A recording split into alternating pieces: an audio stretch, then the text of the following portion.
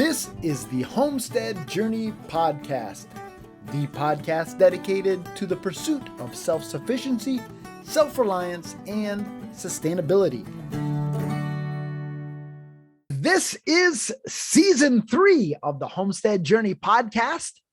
Welcome back, everyone. This is episode 115, and my name is Brian Wells. I am coming to you from 3B Farm and Homestead here in beautiful upstate New York. After, 6-8 weeks of no episodes, here we are again, and I am so excited to be talking about self-sufficiency, self-reliance, and sustainability, all things homesteading with you.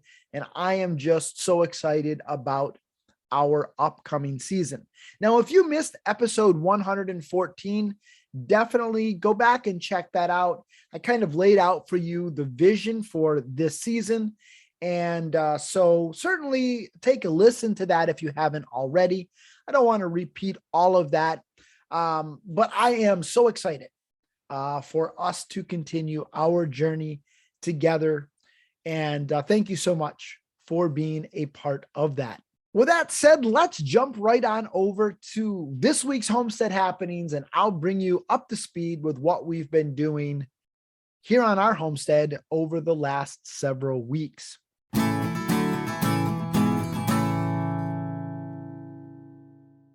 To be frank with you, we haven't done a whole lot. Now, what do I mean by that? Well, as I've shared with you before on this podcast, during the winter months, we really try to draw things down here a little bit on the homestead. I'm not a 4-season gardener, so we don't have any gardening going on. We try not to have any animals be born. Some winters I've had a little less success with that proposition, but so far so good this year. We try to draw down the number of livestock that we have on hand. And our days really, from a homesteading perspective, revolve around feeding, watering, caring for our animals, and that's pretty much it. Now, in the winter, that can be a big pain in the butt because we're having to schlep water, we're having to break ice, shovel paths. Sometimes it can be a bit of a pain in the butt, but we really try to, as much as we can, limit our homesteading activities during the winter, which does give us opportunity to lean into other things. And we'll talk about that here in a little bit. But one of the things that we did do over this little bit of a break that I wanted to share with you was we tried our hand for the first time ever roasting a small piglet. Now, if you follow us on social media, you would have seen pictures of this, but we took a small pig. It was actually One Nut Jack that I had from last year. It was a barrow that I couldn't fully castrate. And so we went ahead and harvested him early. Now, when it all came down to it, he was a bit bigger than I thought. He dressed out a little over 30 pounds. And my plan was to roast him in the oven. And he was a little bit big. So we did end up having to take the head off. And then he was able to fit in the oven in a roasting pan. It was the first time I'd ever tried it, and it really ended up coming out very, very, very good. We had that for New Year's Day, and then we had leftovers a few days after that. I had plenty left over to send home with my mom and my aunt, and they were able to enjoy it. But it was just a new way for us to experience our American guinea hogs, and I really, really did enjoy it. Certainly the kill part of it is always tough, but it was the best shot that I've ever had. So I was very thankful for that. And then we did a scald and scrape on it. And in the end, it just was very, very tasty. And overall, I was very happy with the end product. And so that was very, very exciting. But then after New Year's, well, we got hit by the old COVID. Brian J came down with it, then Bonnie came down with it, and then I came down with it. Thankfully for us, it was nowhere near as serious as what some other people that I know of have experienced with it. I would describe it more as a hard, cold, mild flu. I probably got it the worst, and I've certainly had worse flus before in my lifetime. And so I'm very, very thankful that for us, it wasn't that. I don't want to say it wasn't that big of a deal, but it certainly wasn't as bad as what other people have experienced. And again, for that, I'm very thankful. But that certainly affected some of our plans here on the homestead and kind of put us behind in a few areas. And to a certain extent, I feel like we're still trying to catch up several weeks later. But definitely glad to have that out of the way. And hopefully, hopefully we're getting to the end of this whole COVID thing. With it being winter here in beautiful upstate New York, it has really provided Brian, Jay, and I in particular with the opportunity to enjoy some skiing and snowboarding. We both teach down at a local ski area. And while we did miss a couple of weeks because of COVID, we certainly have been enjoying that and leaning into that. Last week, he and I had the opportunity to go up the Pico Mountain in Vermont and spend a day skiing and riding up there. And that was just absolutely a blast. We had so much fun. I have an app on my phone that keeps track of the number of runs and the distance. And we put in almost 20 miles of riding and skiing on, I think it was last Monday. And it's the earliest, I think, in the season we've ever done a big day like that. Usually we try to reserve those 20-mile days for late February, early March, when we've had the opportunity to build up some endurance, but we were able to do it. And I was able to get out of bed the next day. And so just really enjoying that part of winter. And in fact, it was something that took place at Pico that is going to be the inspiration for this week's blog post. So as I mentioned on episode 114, I am going to be starting a weekly blog over at the homesteadjourney.net/blog.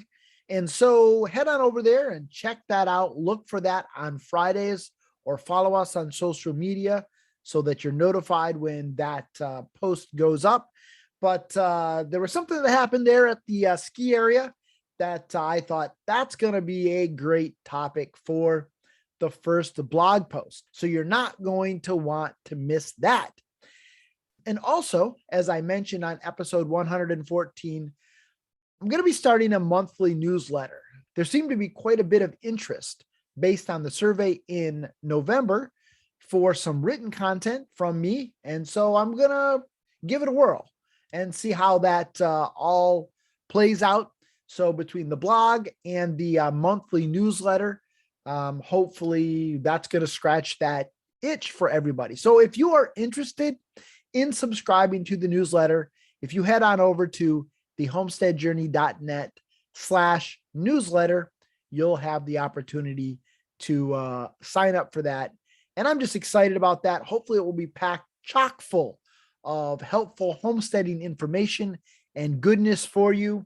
And so definitely, if that at all interests you, check it out, the homesteadjourney.net/newsletter. One final thing before we head on over to this week's Charting the Course.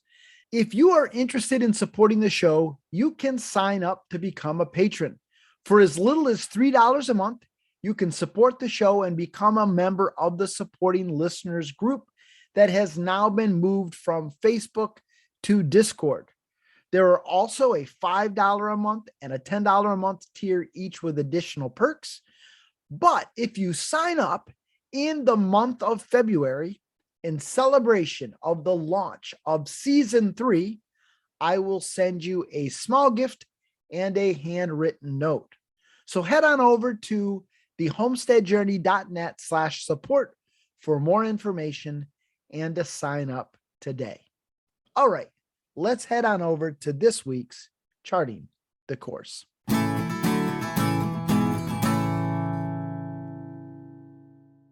So as I was thinking about kind of where to launch season 3 from, I started to think about the garden.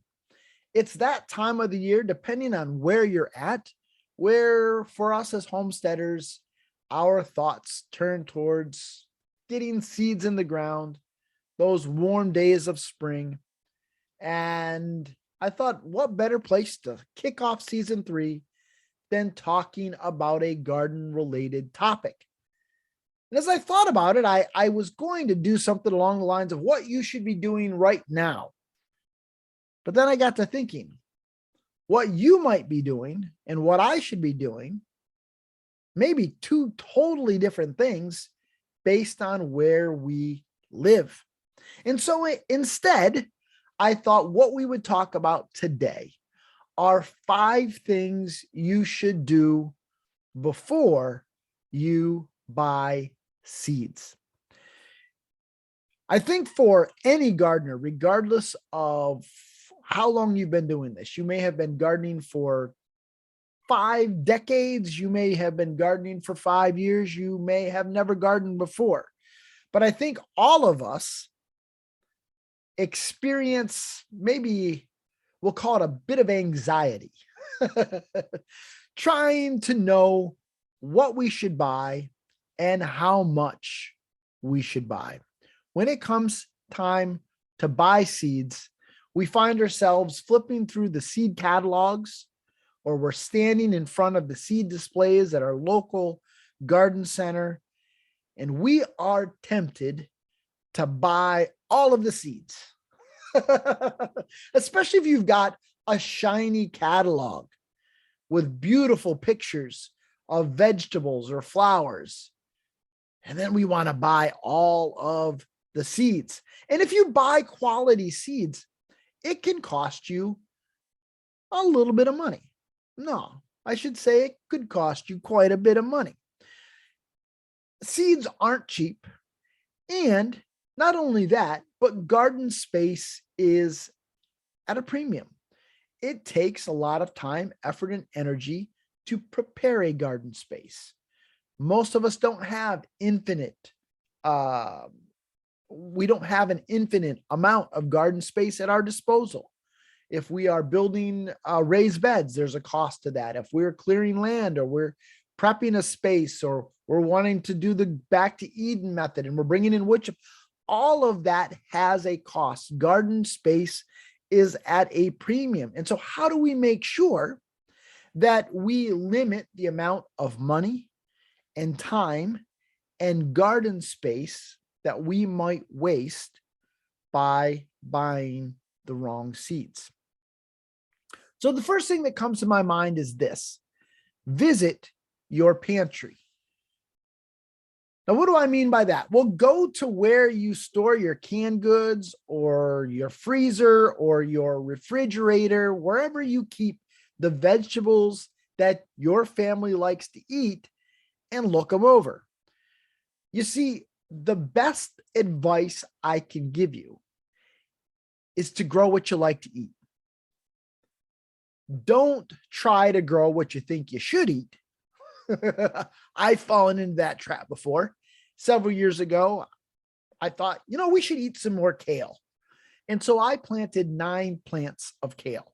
Now, we found that we do like kale, but we like kale in moderation, not 9 plants worth of kale. So be willing to try new things, but try new things in moderation. Focus on growing what you know you like to eat. Focus on growing what you know your family likes to eat. Now, that's not to say that there aren't things that you may have tried in the past that might taste better fresh from the garden. My Uncle Tom, for years, all he knew of asparagus is that nasty stuff that comes from a can. Well, I don't like that stuff either.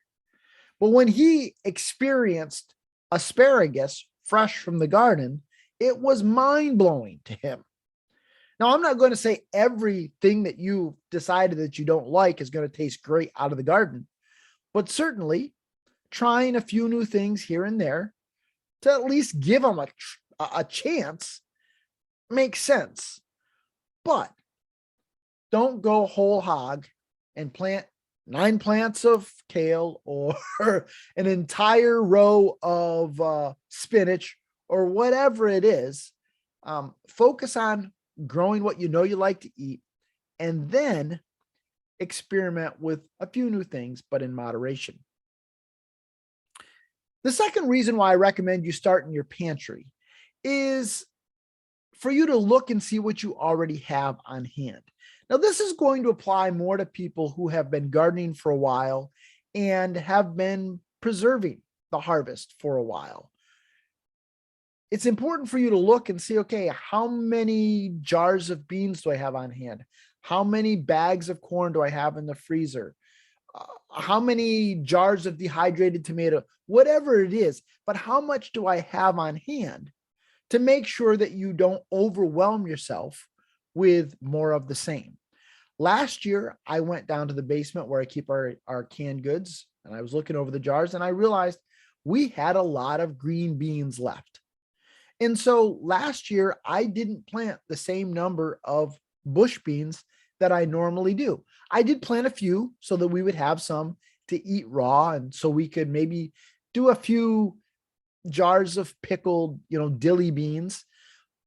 But I really dialed back the amount of beans that I planted because I visited the pantry and realized we still had a lot of things there available for us to use. Now, this year, I'm going to dial back on some of the tomato varieties that I plant. I'm going to dial back on the slicers, and I'm going to up the amount of plum tomatoes that I plant because I want to make more sauce and less stewed tomatoes. So after you visited your pantry, the second thing I would challenge you to do is to visit your garden space. And I mean this both literally and figuratively. If you're not a four-season gardener like I am, then you may not have been up to your garden space since you put your bed to bed, since you put your garden bed to bed in the fall. And sometimes I think it's important for us to go just reacquaint ourselves with the space to remind us of how much space we have to actually work with. Now, you may be planning on expanding your space this year. You may need to think about, do I want to grow vertical? Do I want to add containers? But all of those things we need to think about to make sure that we're not like the kid, who took way too much food and put it on his plate. And then we would say his eyes were too big for his stomach. Well, sometimes as gardeners, we can be the same way. We buy way too many seeds for the amount of space that we have to work with. And so I think it's important for us just to refresh our memories, to take a little bit of a walk around and to remind ourselves of what type of space we have to work with. If we only have room for 4 tomato plants, then we probably shouldn't buy 6 different varieties, right? So just keep in mind what you have to work with. Now, if this is going to be your first garden, certainly you're going to want to take a look at that space, but you're probably going to need to do a little bit more research and work and understand about plant spacings. Depending on the type of gardening you're going to do, how much space do you need between tomato plants? How much space do you need between broccoli, between the rows? All of those things are going to help you understand how much seed you should buy. And if that's something that you're really not quite sure how to figure out, I do highly recommend the garden planner over at growveg.com. I don't make any money off of those referrals, but I use it. I love it. And it will really help you work out your spacing without having to go do a lot of in-depth research. But if that's something that you enjoy doing, then get out a piece of paper, draw it out, and kind of work through that way. One of the members of the Supporting Listeners program posted a little garden plan that she'd put together over in the gardening channel. She's going to grow again this year in buckets. So it was very easy for her to kind of lay out the buckets and know how many buckets she's going to have and how much she can grow in a bucket. And that was very helpful for her. And it's going to help her know what she should buy, whether she's going to buy transplants or she's going to buy seeds or whatnot. But knowing that and having worked that out will certainly help her keep from having eyes that are too big for her stomach. But I also said to visit your garden figuratively. And what do I mean by that? Well, if you've gardened before, hopefully you have started jotting down notes. So what worked well? What didn't work well? Do you need to change a variety? Was there a variety that grew well for you or a variety that didn't grow so well, that didn't produce so well? Making sure that you revisit those notes is going to also be very helpful in knowing what seeds you should buy. The third thing that you need to do is acquaint yourself or reacquaint yourself with your growing zone and your first and last average frost date. Knowing this information is very, very important, especially when you are ordering seeds from a seed catalog. Hopefully, if you're ordering seeds or buying seeds at a local garden center, they're going to have ordered in seeds that will do well in your area, but you still should look and double check. And so knowing your growing zone and knowing your first and last average frost date is going to be key. Some seed catalogs will have a grow zone in it, and they'll say these seeds do well in zones up through 5A, 5B, whatever. But many times they also have on there the days to maturity. Now, days to maturity is the number of days that it should take on average from when a seed germinates until it produces fruit.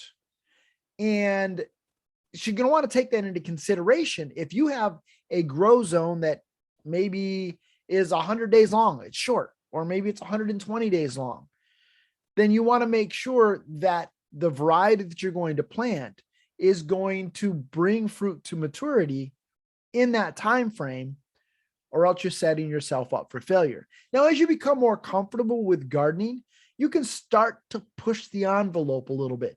But even still, you want to make sure that you're within the realm of possibility of pushing the envelope, and that you're not trying to grow something that really only grows in a tropical climate and you live in upstate New York. And I've used the citrus example before, right? I'm probably never going to successfully grow a lot of citrus in upstate New York, not without a lot of investment in infrastructure. And so you just got to keep all of those things in mind, understanding your grow zone or understanding your first and last average frost date and how that's going to impact what you order or buy from a seed perspective. The fourth thing you need to consider is whether or not you're going to start your own transplants. There are certain things like peppers and tomatoes and a few others that really should be started indoors and not direct sown into the ground. There are certain locations where maybe you can get away with direct sowing tomatoes and peppers, but for most of us, we start those things indoors. And there are a lot of other things like that. So you need to decide before you order seeds whether or not you're going to start your own transplants. If you're going to start your own transplants, then you would buy seeds to do that. But if you decided, I'm not going to start my own, maybe you don't have the setup, you don't have the space, you don't have the desire, you don't have the time, there's certainly nothing wrong with buying transplants at a local nursery, a local plant sale. All of that is fine. My grandfather bought transplants, I think, the entire time that he gardened. I don't think he ever started tomatoes and peppers from scratch. I at least don't remember him doing that. Certainly nothing wrong with it. But if you've made that decision that you're going to buy your transplants, then you don't want to waste money on buying things like peppers or tomatoes, etc.